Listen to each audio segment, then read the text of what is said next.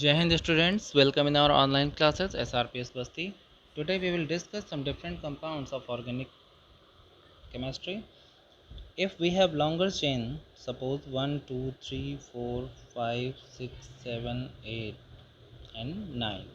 Okay, at third carbon if we have ethyl group, that's C2H5, and at fifth carbon if we have 1, 2, 3 and 4 carbon chain, and at second carbon of that branch have 2 CH3.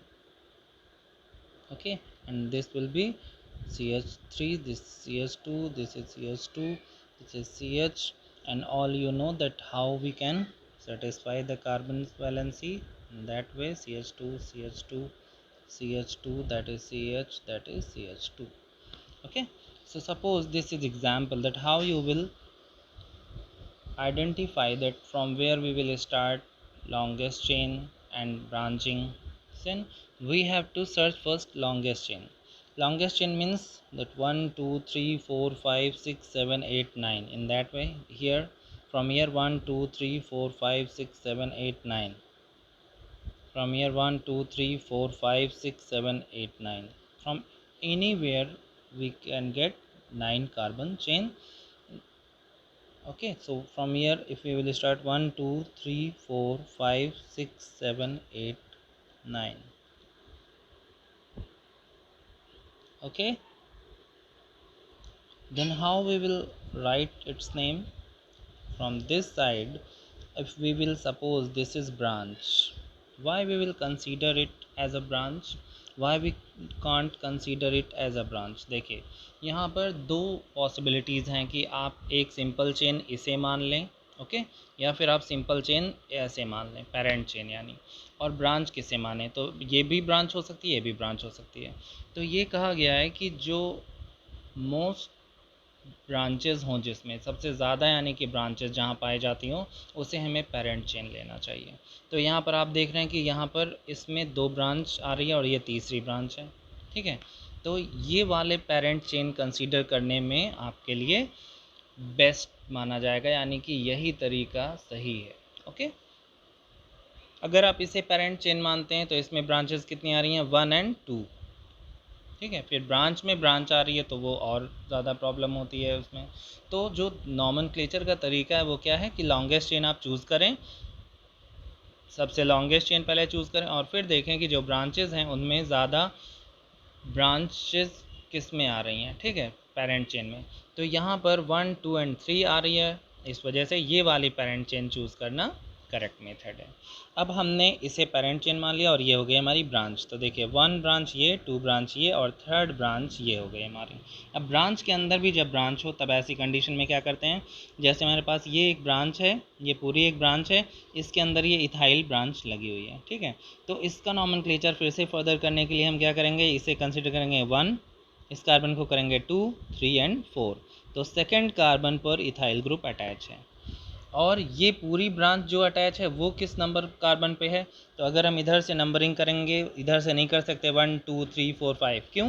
क्योंकि ये जो methyl हैं उनको highest number मिल जाएगा इधर से, और हमें करना है मिनिमम नंबर। हमेशा हम कोशिश करते हैं कि जब हम ब्रांचिंग करें, जब हम ब्रांच यानी नंबरिंग करें कि किस कार्बन पर ब्रांच है, तो हमेशा वो मिनिमम होना चाहिए। तो आपको पता है फर्स्ट रूल था लॉन्गेस्ट चेन चूज़ करने का, सेकेंड रूल है कि जब ब्रांच जिस कार्बन पर अटैच हो उसे मिनिमम नंबर मिलना चाहिए। तो हम नंबरिंग इधर से स्टार्ट करते हैं 1, 2, 3, 4, 5, 6, 7, 8 एंड 9। ओके, तो फिफ्थ कार्बन पर ये ब्रांच आ गई। तो हम सबसे पहले लिखेंगे स्टूडेंट्स, मैं इधर लिखता हूँ, ठीक है, ध्यान से देखिए, 5 लिखिए पहले, फिफ्थ कार्बन पर ये ब्रांच है इसलिए 5। फिर इस फिफ्थ कार्बन की ब्रांच के अंदर भी ब्रांच है, तब हमें ये ब्रैकेट लगाना पड़ता है, ठीक है। फिफ्थ पे जो होता है, मान लीजिए 4 कार्बन की सिंपल चेन होती है तो हम लिखते हैं ब्यूटाइल, एन ब्यूटाइल, लेकिन यहाँ पर इस ब्यूटाइल में भी एक इथाइल भी है, इसलिए हमें लिखना पड़ेगा ब्रैकेट के अंदर कि फिफ्थ कार्बन पे जो ब्रांच है उसके अंदर जो ब्रांचिंग हो रही है वो है किस पोजीशन पर, सेकंड। तो हम लिखेंगे ब्रैकेट के अंदर 2 इथाइल, क्योंकि सेकंड कार्बन पर ये इथाइल ग्रुप अटैच है। फिर इस 4 कार्बन को हम क्या बोलेंगे, ब्यूटाइल, 2 इथाइल ब्यूटाइल के बाद ब्रैकेट क्लोज, यानी इस पूरी ब्रांच की बात हम कर चुके हैं। अब हम बात करेंगे फिर यहाँ 1 2 3 थर्ड पोजीशन पर 2 मिथाइल ग्रुप अटैच हैं। फिर आप लिखेंगे 3 3, दोनों मिथाइल की पोजीशन है थर्ड कार्बन, तो 3 3, और दोनों मिथाइल हैं तो उसे डाई बोलेंगे 2, दोनों ही मिथाइल हैं इसलिए एक साथ लिख दिया जा रहा है कि डाई मिथाइल, यानी 2 मिथाइल अटैच हैं। और टोटल कार्बन है हमारे पास 9, इसलिए हम बोलेंगे नॉन, और सब सिंगल बॉन्ड है इसलिए N, non N.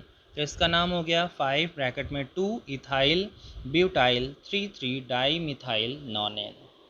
Okay, tension में मत आइए, इसे समझने की कोशिश करिए, इट्स सो सिंपल। ठीक है, इसे आप प्रैक्टिस करेंगे और फिर समझने के बाद जब आप प्रैक्टिस करेंगे तो आपको ये टफ नहीं लगेगा, अभी ऐसे देखने में लगता है बस। ओके, नेक्स्ट एग्जाम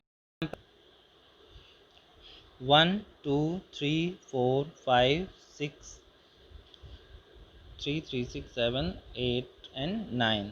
ओके, फिर हम यहाँ देखते हैं फिफ्थ कार्बन पर यहाँ अटैच कराते हैं एक ऐसी ब्रांच 1 2 3 कार्बन, और इससे 2 कार्बन और अटैच हैं, यानी इसे मिथाइल मिथाइल कर लेते हैं।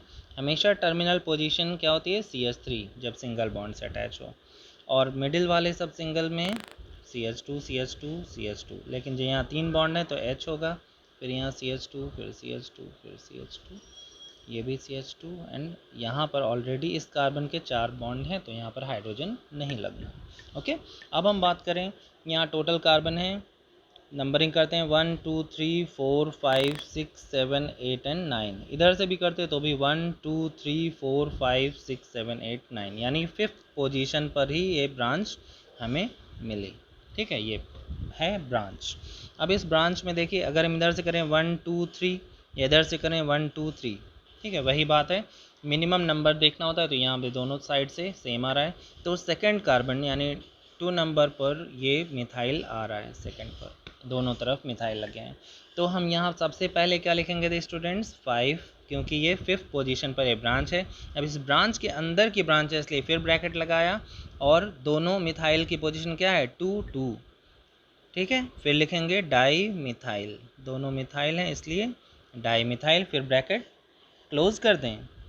ऐसे नहीं, मैंने क्या बताया आपको कि डाई मिथाइल के बाद ये टोटल की बात हो रही है कि फिफ्थ पोजीशन पे जो है, तो डाई मिथाइल के बाद ब्रैकेट नहीं लगेगा, डाई मिथाइल फिर 1 2 3 ये 3 कार्बन की जो चेन है, ठीक है, उसे भी लिखेंगे। डाई मिथाइल के बाद यहाँ लिखेंगे हम प्रोपाइल, 2 2 डाई मिथाइल प्रोपाइल के बाद ब्रैकेट क्लोज करेंगे।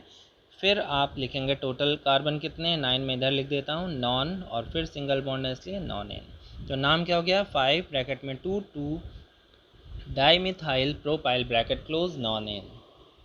Okay, so all of you have to practise, then you can understand better understanding. Okay, यानी अच्छे से इसको समझने के लिए आपको क्या करना है, इसकी प्रैक्टिस करनी है, तभी आप इसे समझ सकते हैं। आइए हम दूसरे कंपाउंड की तरफ बढ़ते हैं। 1 1 2 3 4 5 6 7। ओके, 7 कार्बन, इस कार्बन पर 2 कार्बन की चेन यानी ब्रांच, और इधर एक कार्बन। अब इसे कंप्लीट करते हैं हाइड्रोजन के साथ CH3 CH3 CH3। देखिए, मैं आपको बार बार ये चीज़ लिख के बताता हूँ क्योंकि आप ऐसे ही आप भी स्ट्रक्चर बनाना सीखें, आपसे कभी मिस्टेक ना हो, आपको याद रहे कि हम जब हाइड्रोजन लगा रहे हैं तो कितने हाइड्रोजन होते हैं और स्ट्रक्चर कैसे बनता है। यहाँ 2। अब नॉमेनक्लेचर में देखिए, इसमें 1 2 3 4 5 6 7 टोटल कार्बन 7 है, थर्ड पे आ रहा है मिथाइल और फिफ्थ पे आ रहा है इथाइल। तो अगर हम इधर से स्टार्ट करते 1 2 3 4 5 6 7, तो देखिए यहाँ पर ये बहुत बड़ा कन्फ्यूज़न आ जाता है कि थर्ड पे इधर से भी आ रहा है, थर्ड पे इथाइल आ रहा है इधर से, लेकिन फिफ्थ पे मिथाइल आ रहा है, तो ये भी थर्ड और फिफ्थ पे है, ये भी थर्ड और फिफ्थ पे है, तो हम किस तरफ से करें। ऐसी सिचुएशन में आपको देखना है कि मिथाइल और इथाइल में ओके किसे आपको प्रेफरेंस देनी है, अल्फ़ाबेटिकल ऑर्डर। थर्ड रूल है नॉमेनक्लेचर का कि अल्फ़ाबेटिकल ऑर्डर में देखते हैं, यानी कि जो पहले आता है अल्फ़ाबेटिकली, यानी मिथाइल M से आ रहा है, इथाइल E से आ रहा है, तो आप देखेंगे कि यहाँ पर इथाइल E पहले आता है, इसलिए हम मानेंगे इसे कि थर्ड पोजीशन पर इथाइल है, तो हम ये वाली नंबरिंग करेक्ट मानते हैं। तो इसका नाम हो जाएगा 3 इथाइल, 5 पे मिथाइल है तो 5 मिथाइल, और 7 कार्बन को हम बोलते हैं हेप्ट, और सब सिंगल बॉन्ड है इसलिए ane, heptane. 3 ethyl 5 methyl heptane. Okay okay students, अब हम एक और कंपाउंड की प्रैक्टिस करेंगे, उसके बाद आप अपने आप से प्रैक्टिस करने की कोशिश करिएगा, ठीक है। 1 2 3 4 5 6 7 8 9 10। ओके, इधर से 4th कार्बन पर यहाँ पर लिखा है CH और ब्रैकेट में लिखा है CH3 का ट्वाइस, ठीक है। 5th कार्बन पर यहाँ CH, इधर CH3 और इधर CH2 CH3, ये 4 कार्बन की ब्रांच हो गई और ऊपर ऐसी ब्रांच है। अब इसके नॉमेनक्लेचर में देखिए आपको ये क्लियरली दिख रहा है। अब अगर हम इसमें हाइड्रोजन नहीं लगा रहा हूँ अभी मैं, आप समझ रहे हैं कि हाइड्रोजन भी लगा सकते हैं। अभी मैं सिर्फ आपको यहाँ नॉमेनक्लेचर का रूल बता रहा हूँ कि यहाँ लॉन्गेस्ट चेन ये हो गई, इसमें आपको पता है कि ये 4th पे आ रहा है, ये 5th पे आ रहा है। इधर से करेंगे आप अगर 1 2 3 तो इधर से स्टार्ट करने से ये नंबरिंग ज़्यादा आएगी, तो यानी कि यही वाला करेक्ट है, ये वाला मेथड। ओके, इधर से 1 2 3 4, तो 4 एंड 5 पे आ गया। अब आपको क्या करना है, 5th पोजीशन पे जो ये कार्बन है इसमें देखिए जिस जो ब्रांच है, इस ब्रांच के अंदर भी ब्रांच है, ठीक है। ये ऐसे मान सकते हैं आप, नहीं, आपको क्या करना है, पेरेंट चेन, इसे हम पेरेंट चेन मान लेंगे और इसे इसकी ब्रांच मान लेंगे, ठीक है। 5th पोजीशन पे एक ब्रांच है और इसकी चेन ये है और उसके अंदर भी एक ब्रांच ये है, ओके। और यहाँ पर भी हम देखें कि यहाँ 4th पोजीशन पे जो कार्बन है, इस कार्बन से 2 कार्बन यानी 2 मिथाइल ऐसे अटैच हैं। इसी चीज़ को हम ऐसे ही बना सकते थे स्टूडेंट, देखिए CH लिखा है, फिर इधर CH3 लिख दें और इधर CH3 लिख दें, ये वही चीज़ है। CH3 का ट्वाइस का मतलब यही चीज़ होती है, ठीक है। यानी इसे आप प्रोपाइल भी बोल सकते हैं। अब देखिए नॉर्मल प्रोपाइल तो ये है नहीं क्योंकि ये कार्बन से डायरेक्ट अटैच है। अगर तीनों सिंपल चेन होती तो हम इसे मानते, लेकिन ये क्या है, इस कार्बन से एक कार्बन अटैच है, फिर एक कार्बन अटैच है और इससे एक कार्बन, तो इसे हम चेन मान लेंगे और ये ब्रांच है, यानी एंड से पहले एक ब्रांच है, तो ऐसे में हम बोलते थे आइसो। तो ये हो गया हमारा iso propyl, okay, iso propyl. और इसकी बात अगर हम करें तो ये आइसो नहीं है क्योंकि एंड तो ये है, एंड से पहले एक ब्रांच होनी चाहिए थी यहाँ, लेकिन ये उस कंडीशन में नहीं है, तो ये वाला आइसो नहीं है। ऊपर वाला आइसो है लेकिन ये वाली ब्रांच आइसो नहीं है। इसे हम क्या कहेंगे, जैसे आप पढ़ चुके हैं प्राइमरी सेकेंडरी टर्शियरी, तो हम यहाँ ये भी यूज़ कर सकते हैं कि इस कार्बन से एक R ग्रुप यानी एक एल्काइल ग्रुप अटैच है और दूसरा कार्बन ग्रुप ये अटैच है, यानी एक मिथाइल और एक इथाइल है, तो दोनों R ग्रुप अटैच हैं इस कार्बन से और ऊपर की तरफ भी इसमें कार्बन से अटैच है। तो ये कार्बन वैसे तो हुआ टर्शियरी, ओके, लेकिन जब हम ब्रांच की तरह इसे मानेंगे, यहाँ से हम कट कर दें तो इस कार्बन, एक कार्बन से 2 कार्बन ग्रुप अटैच हैं, तो इसे हम बोलेंगे सेकेंडरी, ओके। ये चीज़ आप जानते थे। तो 5th पोजीशन पर जो प्रेजेंट है उसे हम बोलेंगे 5 पोजीशन पर क्या है, SEC, यानी इसे फुल फॉर्म में नहीं लिखा जा रहा सेकेंडरी को, शॉर्ट में लिख रहे हैं सेक। प्राइमरी में PRI लिखा हो सकता है, टर्शियरी में TERT लिखा होता है, टर्शियरी, ओके। तो ये है 5 सेकेंडरी ब्यूटाइल। ब्यूटाइल क्यों कह रहे हैं, ब्यूटाइल का मतलब होता है 4 कार्बन, यानी 1 2 3 4, ठीक है। 4 कार्बन की चेन है और वो किस कंडीशन में है, सेकेंडरी। सेकेंडरी पोजीशन का मतलब होता है एक कार्बन से 2 एल्काइल ग्रुप अटैच हो, तो यहाँ वो पोजीशन है 5 सेकेंडरी ब्यूटाइल। और 4th पोजीशन पर ये जो ऊपर वाली ब्रांच की बात कर चुके हैं हम, लिखेंगे अब 4, और मैंने आपको बताया कि इसकी पोजीशन क्या है, किस कंडीशन में, वो आइसो प्रोपाइल, ठीक है। 3 कार्बन को प्रोपाइल बोलते हैं और आइसो का मतलब होता है एंड से पहले एक ब्रांच, यानी इसे हम मान लें चेन और इसके एंड यहाँ हो रहा था, इससे जस्ट पहले वाले पे एक ब्रांच हो, तो ऐसे में आइसो बोलते हैं, आइसो प्रोपाइल। और टोटल कार्बन हमारा 10 था इसलिए डेक, और सब सिंगल बॉन्ड है इसलिए एन, तो decane, okay. Is it clear to everyone? I think ये आपको समझ आ गया होगा।